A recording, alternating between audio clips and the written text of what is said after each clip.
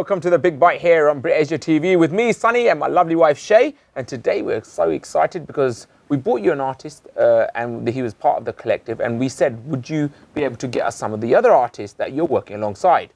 So coming up a little bit later on, we're going to talk entertainment and film. But as Sunny says, on our couch and sofa today, again, we're really, really lucky because we're surrounded by beautiful art, all done by one artist. His name is Raj Singh Tattle, and you will know him as Pentacular Artist. Raj, thank you so much for coming into the studio. Hello. It's good to be here. Sunny and I, we were so mesmerised, and I have to say, actually shocked by your artwork. It is so beautiful and intricate. But I wanted to know, is the artwork done freehand? Is it done with pencil, pen? How is it done? It's all done freehand, and I use what's called graphite pencils. It's not a magical kind of pencil. It's just normal. You can buy them from Amazon and everywhere. It's just a little bit more versatile than a normal pencil. It gives me a lot more depth. And I use charcoal as well, which is for the blacks. So you'll see some very deep blacks you can't get with a pencil. Other than that, it's just pretty much, you know, my hands and no life and just drawing all day, and that's it, really. So where did you get training from? Did you go to school? Did you learn a certain technique? Or where's your background? Where did this all start? Well, I drew non-stop when I was little. I mean, a lot of people think, oh, it can't be that bad. No, it was that bad. Right. I would draw from morning to evening. When I went to school, I'd be drawing lessons. I was in my break times doing the break times in the art room.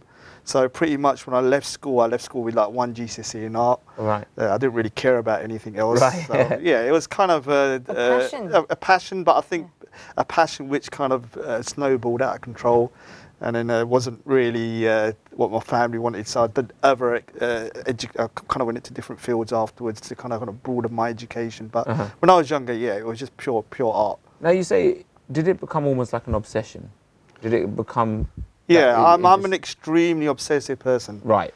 Like a lot of people wonder, I do this drawing in 10 days, and I spent 130 hours. So then you're gonna have to understand how many hours I put in over a short period of time, then try and think about how many hours there are in a day, and what else would you be doing. So once I put my mind to a drawing, it's done within a certain time frame. So now this is Maharaja Ranjit Singh. Yeah.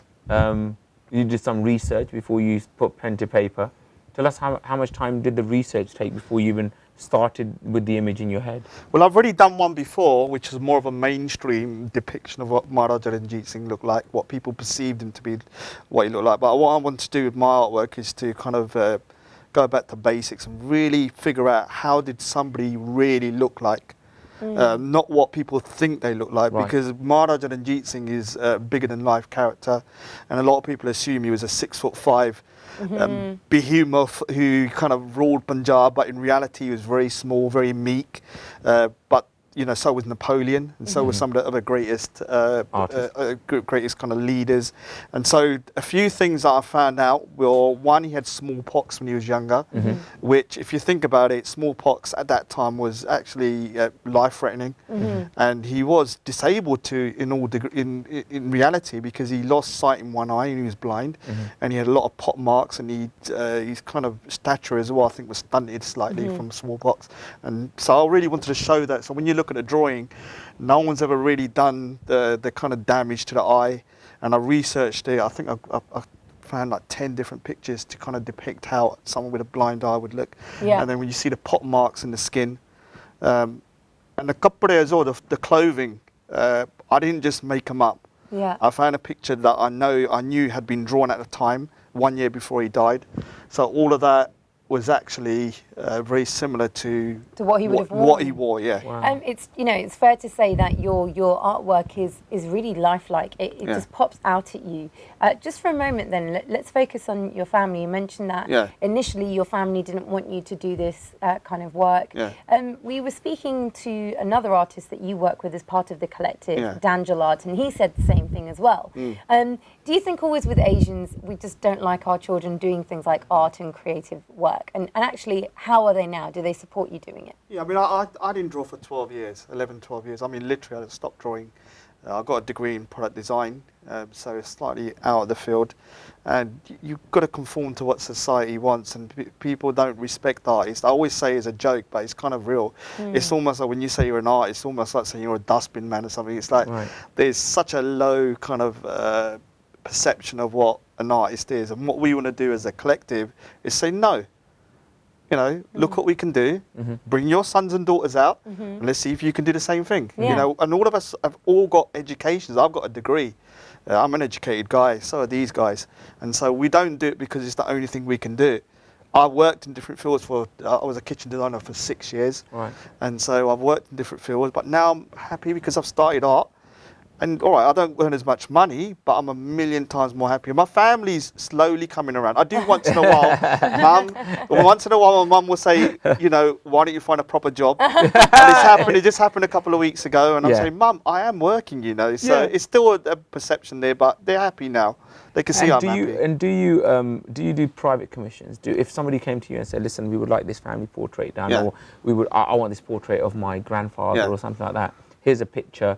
Would you then go out of your way to do research, or would you say, yes, I will take on the commission? How do you work when it comes to things like that? Well, I'm actually doing someone's grandparents, granddad's portrait now.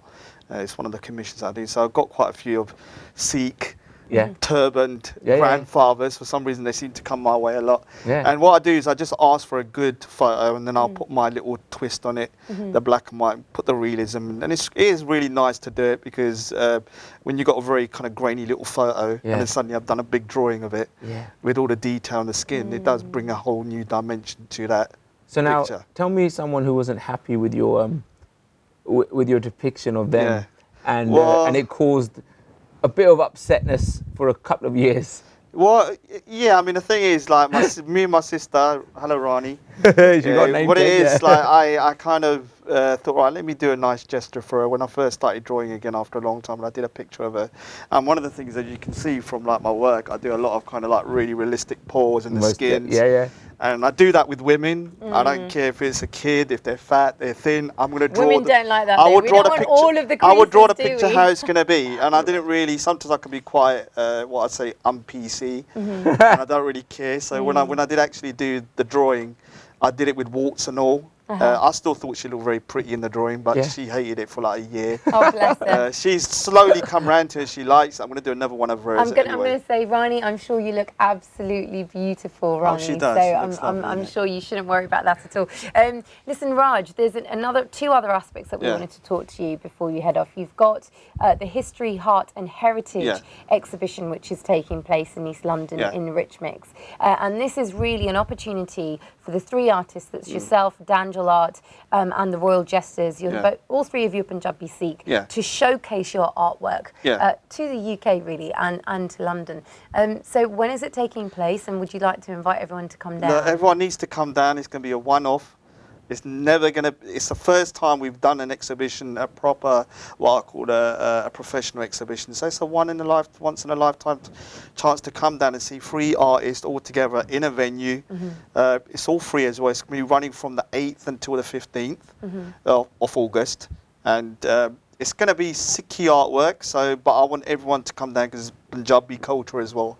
It's a mix of everything, and Danjal is going to do live painting, which is always good because I like to see him put under pressure. We'll see. I'm not going to do it myself. So yeah, everyone needs to come down, and it's in Walthamstow, so it's in East London, and 7 days of art and fun, hopefully. Fantastic. If anyone wants to get in touch with you, Raj, what's the best way to do that? And they've looked at your artwork and they've fallen in love with it like we have. How can they get in touch? Yeah, they can either go on my Facebook, which is Raj Singh Tattle, or they can email me at pentacularartist@yahoo.co.uk.